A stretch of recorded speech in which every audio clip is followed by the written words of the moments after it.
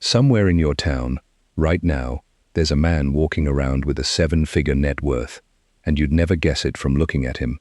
Same worn baseball cap, same modest sedan, same seat at the diner counter every Tuesday morning. He didn't inherit it, he didn't win it. He built it, quietly, using habits so ordinary that most people walk right past them without a second glance. Here's the part that should genuinely surprise you. None of those habits require a 6-figure salary, a lucky investment, or a finance degree. They're available to almost anyone willing to practice them long enough. Today, we're going to walk through the habits that actually built million-dollar retirements. Not the flashy tips you'll find in a get-rich-quick video, but the slow, unglamorous discipline that quietly compounds into real wealth over a lifetime. Marcus Aurelius wrote, "Confine yourself to the present." It sounds almost too simple to explain something as complex as building substantial wealth. But stay with it for a moment. Nearly every financially destructive decision a man makes comes from either dwelling on a past he can't change or worrying about a future he can't fully control, chasing a loss from years ago, panicking over a hypothetical crash that hasn't happened yet. The millionaire next door habits we're about to cover all share the same quiet discipline underneath them. They're built entirely in the present, one deliberate decision at a time, without needing to predict the future or relitigate the past. A man who masters this simple idea finds that wealth isn't something he chases. It's something that accumulates almost as a side effect of simply making sound decisions, today, over and over, for 30 or 40 years. So here are the habits, starting with the ones that build the foundation and ending with the one that, more than any other, actually determines whether a man crosses the million-dollar threshold at all. A man who lives below his means without resentment, who starts saving before it feels urgent, who avoids debt like it's contagious, who treats his home as an asset, not a stage, who stays invested instead of reacting to headlines, who keeps working, in some form, long after he technically could stop. And finally, the habit almost every self-made retiree names first: he never stopped being patient. Habit 1. He lives below his means, without resentment. This is the foundation everything else is built on, and it's almost always misunderstood. Living below your means doesn't mean living small or deprived. The wise senior man doesn't feel resentful about it because he genuinely doesn't want most of what he's not buying. He's simply calibrated his spending to a level well beneath his income, not as a temporary sacrifice, but as a permanent, comfortable baseline. The gap between what he earns and what he spends is where the entire million-dollar retirement actually gets built. Everyone who accumulates real wealth over a lifetime, without exception, has mastered this gap. Habit 2. He starts saving before it feels urgent. Most people wait until retirement feels close enough to panic about before they start saving seriously. The men who build 7-figure retirements almost always started decades earlier than felt necessary at the time, often when the amount seemed almost too small to matter. But compound growth doesn't care how small the early contributions look. It rewards time far more than it rewards the size of any single deposit. A modest amount saved consistently at 30 outperforms a much larger amount started at 50 every single time the math gets run. Habit 3. He avoids debt like it's contagious. We've covered this one before, and it bears repeating here because it shows up in every single millionaire retirement story. Debt is a tax on future freedom, paid whether or not a man ever misses a payment. Every dollar of interest paid to a lender is a dollar that will never compound in his own favor. Instead, the wise senior man treats unnecessary debt the way he'd treat an actual illness, something to be avoided entirely, not managed carefully once it's already taken hold. Habit 4. He treats his home as shelter, not a stage. The men who build real wealth rarely buy the biggest house they can qualify for. They buy the house that comfortably fits their life, pay it off aggressively, and stop treating square footage as a scoreboard for other people to admire. A paid-off, modest home produces genuine peace of mind. An oversized, mortgaged one produces decades of payments justified by rooms that mostly sit empty. Habit 5. He stays invested instead of reacting to headlines.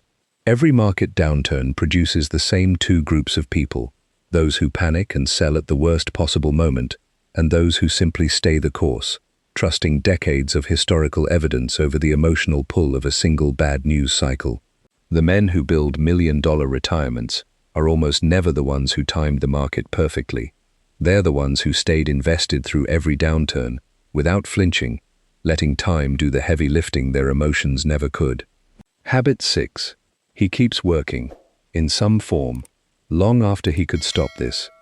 Many self-made retirees don't fully stop working the moment they technically could. They shift into consulting, part-time work, or a passion project that happens to generate income, often well into their late 60s or 70s. It's rarely about needing the money by that point. It's about staying engaged, staying sharp, and letting a little extra income continue compounding, rather than immediately drawing down the nest egg he spent decades building. Habit 7. He never stopped being patient. And here we arrive at the habit nearly every self-made retiree names first when asked what actually made the difference. Patience, sustained far longer than most people are willing to sustain it. Every other habit on this list only works because it was applied consistently, year after year, without giving up when progress felt invisible. The man with a 7-figure retirement rarely felt rich along the way. He simply kept doing the boring, sensible thing for decades, until one day the math finally caught up with the discipline. Every one of these habits points to the same quiet truth. He isn't chasing wealth. He's simply refusing to sabotage its slow, natural accumulation. There's real research behind why these particular habits, practiced consistently, produce such outsized results. Behavioral finance research on delayed gratification, most famously studied through the Stanford marshmallow experiment, has found that the ability to forego a smaller reward now for a larger one later predicts long-term success across almost every domain of life, and retirement savings is one of the clearest examples. The men who built real wealth simply got comfortable, decades ago, choosing the larger, later reward over and over again.